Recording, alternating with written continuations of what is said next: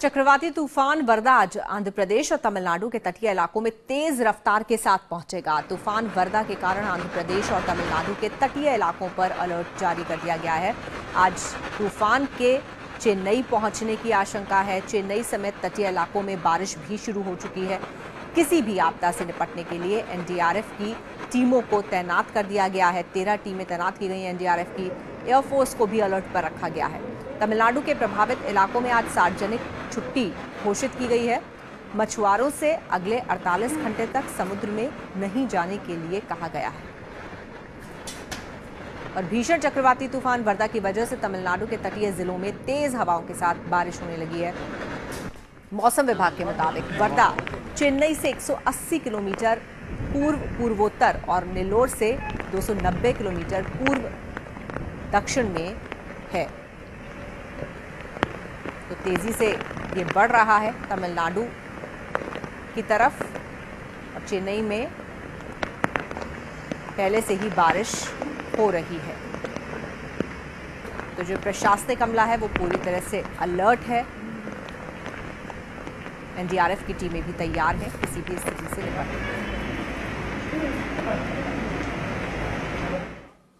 और आपको दिखाते हैं आंध्र के नेल्लोर की तस्वीरें। यहां भी साइक्लोन वर्दा ने दस्तक दे दी है। वर्दा की वजह से यहां पर तेज हवाएं चल रही हैं और बारिश भी हो रही है। प्रशासन ने लोगों को यहां पर भी चेतावनी जारी की है। आंध्र प्रदेश का नेल्लोर जहां पर तेज हवाओं के साथ बारिश हो रही है।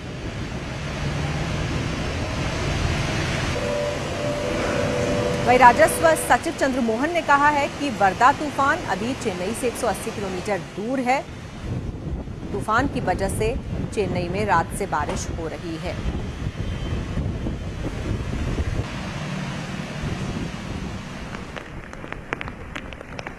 तो आंध्र प्रदेश और तमिलनाडु की तरफ बढ़ रहा है वर्दा, जिसको देखते हुए प्रशासन दोनों ही जगहों पर पूरी तरह से मुस्तैद है। Varada cyclone is about 180 kilometers away from Chennai.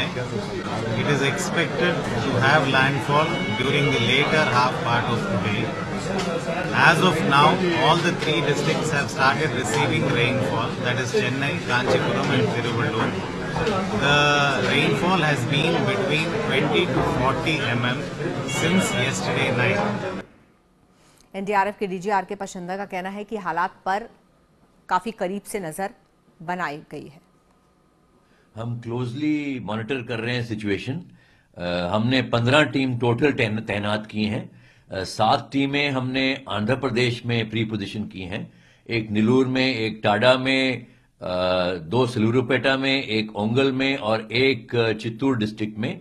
एक विशाखापट्टनम में पहले से ही हमारी टीम तैनात है और हमारी स्टैंड बाय रिजर्व्स हैं गुंटूर में। तमिलनाडु में हमारी चेन्नई में 3 टीमें प्री पोजीशन की हैं। 2 हमने की हैं तिरुवल्लुर डिस्ट्रिक्ट में, 2 कांचीपुरम डिस्ट्रिक्ट में और एक पहुंचने वाली है पुडुचेरी में। एनडीआरएफ के सब इंस्पेक्टर पवन कुमार प्रकाश का कहना है कि तूफान से निपटने के लिए पूरी तरह से तैयार है। आंध्र प्रदेश के नेल्लोर डिस्ट्रिक्ट में कुल 4 टीमें एनडीआरएफ की तैनात है, जिसमें एक टाडा, 2 सिलूरपेटा और एक नेल्लोर में। हम आपदा से रिलेटेड हर प्रकार का उपकरण हमारे पास मौजूद है, गाड़ियों में लोड है और हम हर तरह से की आपदा से निपटने के लिए तैयार हैं। कहीं भी किसी तरह की सूचना के लिए हम तैयार हैं। इंडियन मेट्रोलॉजिकल डिपार्टमेंट के एडीजी एम महापात्रा का कहना है कि हर घंटे का अपडेट दिया जा रहा है। हम इसको कंटिन्यूसली मॉनिटर कर रहे हैं और हर 3 घंटे हम सेंट्रल गवर्नमेंट, स्टेट गवर्नमेंट को हमारा बुलेटिन इश्यू कर रहे हैं और आज सुबह से हम आवरली अपडेट इश्यू कर रहे हैं और ये साइक्लोन डप्लो वेदर रडार चेन्नई के द्वारा भी मॉनिटर किया जा रहा है। वहीं वर्दा तूफान को लेकर एयर इंडिया की 4 उड़ानों को डाइवर्ट किया गया है। पोर्टब्लेयर में जब हुआ था तो उस समय हम लोग ने स्पेशल फ्लाइट चलाई थी कलकत्ता से और चेन्नई से, और जितने स्टैंडर्ड पैसेंजर थे उनको रेस्क्यू किया था। अभी इस समय चेन्नई में फ्लड की ये इसकी साइक्लोन का इससे प्रकोप है और हमारी कुछ फ्लाइट डाइवर्ट हुई हैं। सवेरे 4 फ्लाइट डाइवर्ट हुई हैं।